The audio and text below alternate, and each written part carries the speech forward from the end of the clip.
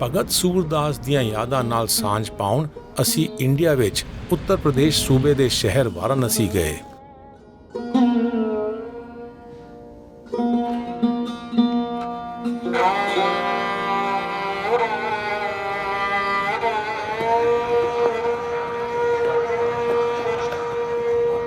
ਇਤਿਹਾਸਕ ਲਿਖਤਾਂ ਵਿੱਚ ਭਗਤ ਸੂਰਦਾਸ ਦੀ ਪਛਾਣ ਬਾਰੇ ਕਈ ਤਰ੍ਹਾਂ ਦੇ ਵਿਚਾਰ ਹਨ। ਉਹਨਾਂ ਦਾ ਜਨਮ 1529 ਵਿੱਚ ਹੋਇਆ।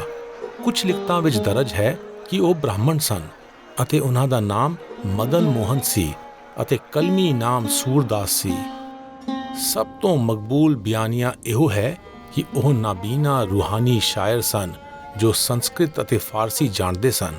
ਭਗਤ ਸੂਰਦਾਸ ਨੇ ਬ੍ਰਜ ਭਾਸ਼ਾ ਵਿੱਚ ਸ਼ਾਇਰੀ ਕੀਤੀ। ਉਹਨਾਂ ਨੂੰ ਮਾਣ ਦਿੱਤਾ ਜਾਂਦਾ ਹੈ ਕਿ ਉਹਨਾਂ ਦੀ ਬਦੌਲਤ ਖੜੀ ਬੋਲੀ ਦਾ ਰੁਤਬਾ ਬੁਲੰਦ ਹੋਇਆ। ਭਗਤ ਸੂਰਦਾਸ ਇੱਕ ਰਹੱਸਵਾਦੀ ਕਵੀ ਸਨ। ਉਹ ਨੇਤਰਹੀਣ ਸਨ ਪਰ ਰੂਹਾਨੀਅਤ ਤੌਰ ਤੇ ਗਿਆਨਵਾਨ ਸਨ।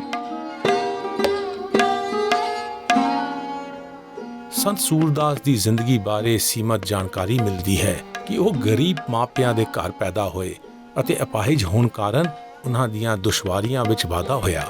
ਉਹਨਾਂ ਨੂੰ ਫਕੀਰਾਂ ਦੀ ਸੰਗਤ ਵਿੱਚ ਅਤੇ ਰੂਹਾਨੀ ਸ਼ਾਇਰੀ ਜੋੜ ਕੇ ਸਕੂਨ ਮਿਲਦਾ ਸੀ। ਮੰਨਿਆ ਜਾਂਦਾ ਹੈ ਕਿ ਉਹਨਾਂ ਨੇ ਆਖਰੀ ਸਾਹ ਵਾਰਾਣਸੀ ਵਿੱਚ ਲਿਆ। ਸਾਨੂੰ ਸੰਤ ਸੂਰਦਾਸ ਦੀ ਯਾਦ ਵਿੱਚ ਬਣਿਆ ਕੋਈ ਅਸਥਾਨ ਨਹੀਂ ਲੱਭਿਆ।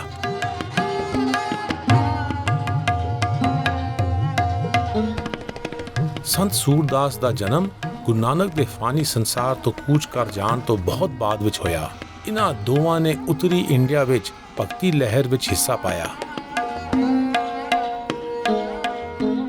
ਸ਼ਬਦ ਹਰ ਹਾਜ਼ਰਾ ਹਜ਼ੂਰ ਦੀ ਸਮੁੱਚਤਾ ਨੂੰ ਆਪਣੇ ਘੇਰੇ ਵਿੱਚ ਲੈਂਦਾ ਹੈ। ਬੇਮੁਖਨ ਸ਼ਬਦ ਦੋ ਅਲਫਾਜ਼ ਦੇ ਜੋੜ ਨਾਲ ਬਣਦਾ ਹੈ।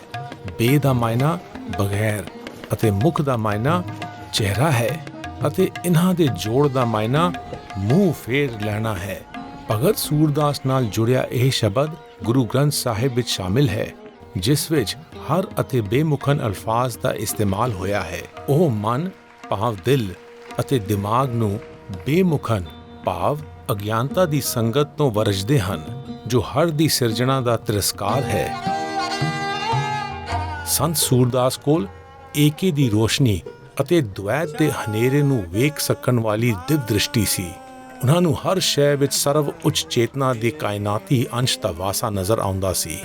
ਕੋ ਸੰਗ ਛਾੜ ਮਾਨ ਹਰ ਬੇਮੁਖਨ ਕੋ ਸੰਗ ਛਾੜ श्याम सुंदर तज आन जो चाहत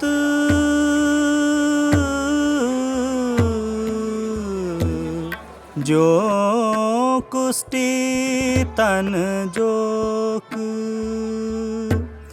सूरदास मन प्रभ हथ लीनो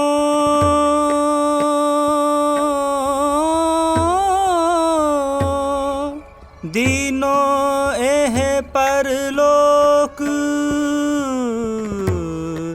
दीनो एह परलोक छाड़ मान हर बेमुखन को संग छाड़ मान हर बेमुखन को संग छाड़।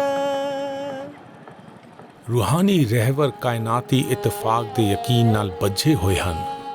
ਆਪਣੀ ਬਾਣੀ ਵਿੱਚ ਗੁਰੂ ਨਾਨਕ ਫਰਮਾਉਂਦੇ ਹਨ ਕਿ ਜੋ ਜੀ ਅਨੇਕਤਾ ਵਿੱਚ ਏਕਤਾ ਦੇ ਸੱਚ ਨੂੰ ਮਨ ਵਿੱਚ ਨਹੀਂ ਵਸਾ ਸਕਦਾ, ਉਸ ਜੀ ਨੂੰ ਕਦੇ ਸਕੂਨ ਨਹੀਂ ਮਿਲ ਸਕਦਾ। ਹਰ ਬਿਨ ਕਿਉਂ ਤੇਰੇ